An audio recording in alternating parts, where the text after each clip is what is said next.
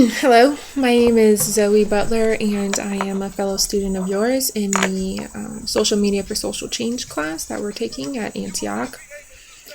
The topic that I have decided to take on was basically America's prison system. It's kind of hard to narrow it down further than that because it's difficult to talk about one injustice perpetuated by America's justice system without touching on others. So I really can't say anything more narrow than our prison system. To start off this conversation, I'd like to open with a quote by Nelson Mandela.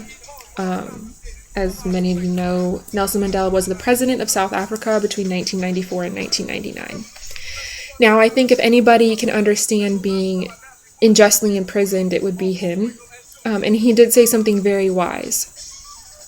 The quote says, "It is said that no one truly knows a nation until one has been inside its jails. A nation should not be judged by how it treats its highest citizens, but its lowest."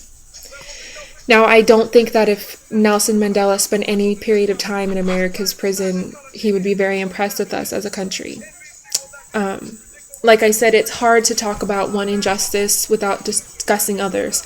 So I'm just going to read off the top 5 bullet points that I have outlined. First is the privatization of prisons, most notably by GEO and CCA, which are the top 2 offenders of this. Second is gross racial disparity, and I think it goes without question that there are certain ethnic groups that make up our inmate population, and then there are certain ethnic groups that seem to be pardoned from a lot of things. Third are life sentences for nonviolent offenders, which I didn't know that this was a problem, but it is, and I'll discuss that more later. Fourth is sexual abuse and misconduct, most notably in female prisons, which I don't think needs to be talked about any further in detail. And 5 is the inhumane use of solitary confinement, which is frowned upon by the Geneva Convention, outlawed in multiple countries, America not being one of them. So I'd like to discuss the privatization of prisons and some of its history. So the privatization of prisons really started steamrolling in the 1980s. America was basically fed up with our increased prison population and they felt that the government wasn't doing a good job at handling this population. So they started contracting out to private corporations. Now, one thing that I found interesting was that the privatization of prison doesn't actually save money. It doesn't actually save the government money.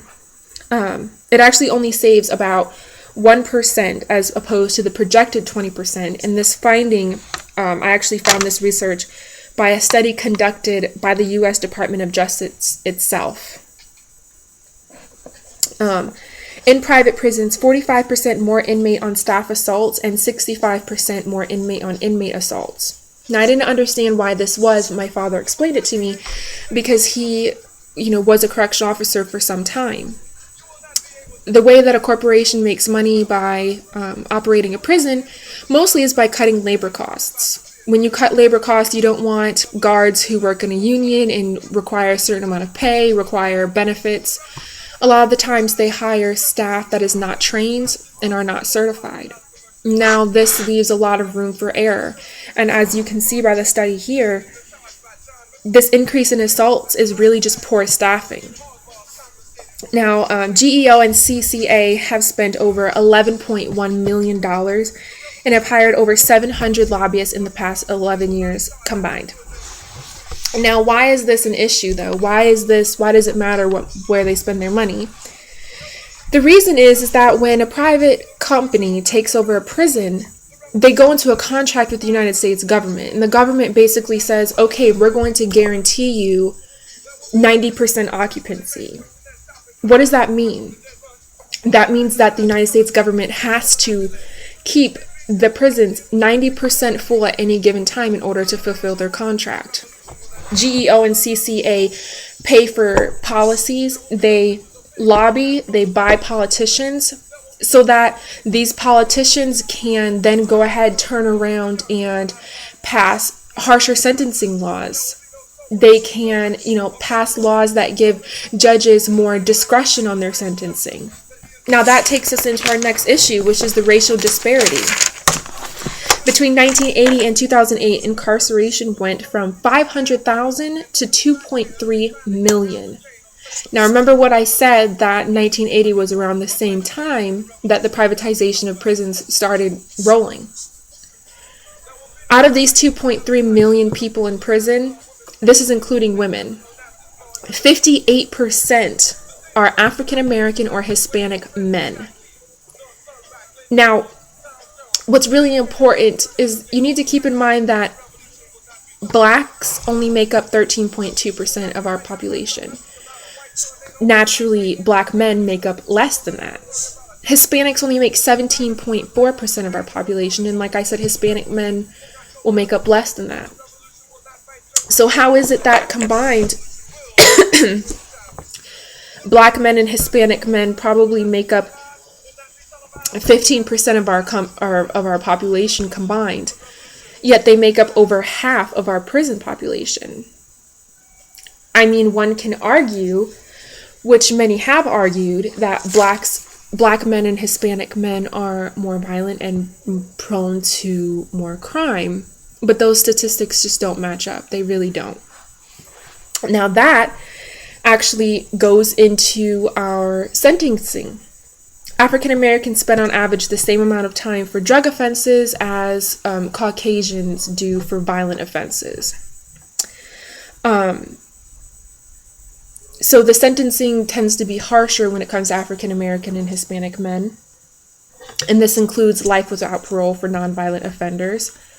The American Civil Liberties Union found that most inmates serving life without parole for nonviolent offenses are African American and Hispanic men from low-income families. Now, this study found a direct link between socioeconomic levels and incarceration rates and harsher sentences.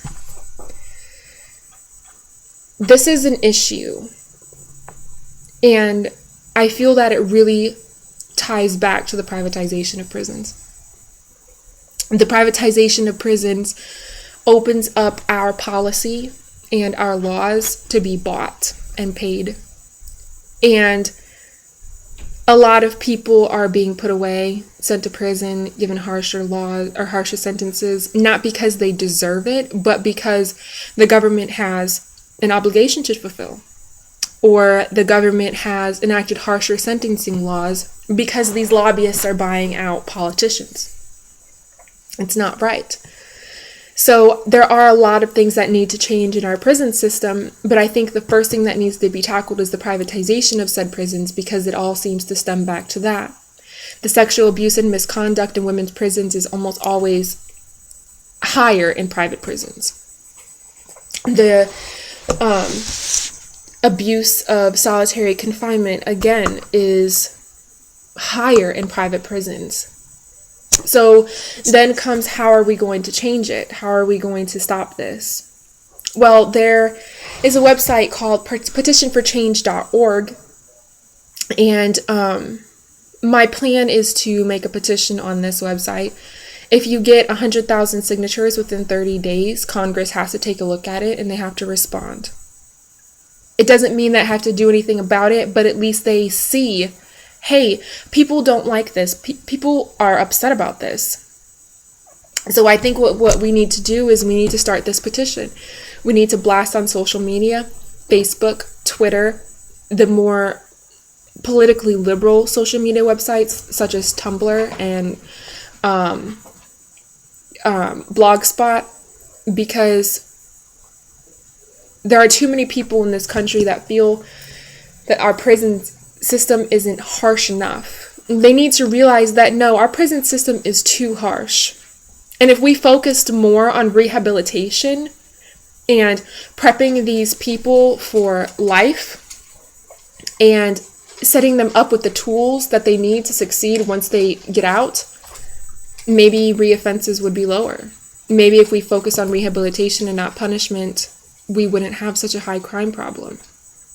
Maybe if we didn't put African American men and Hispanic men in prison by the busload, and instead provided them education or helped them get out of poverty, maybe this wouldn't be an issue.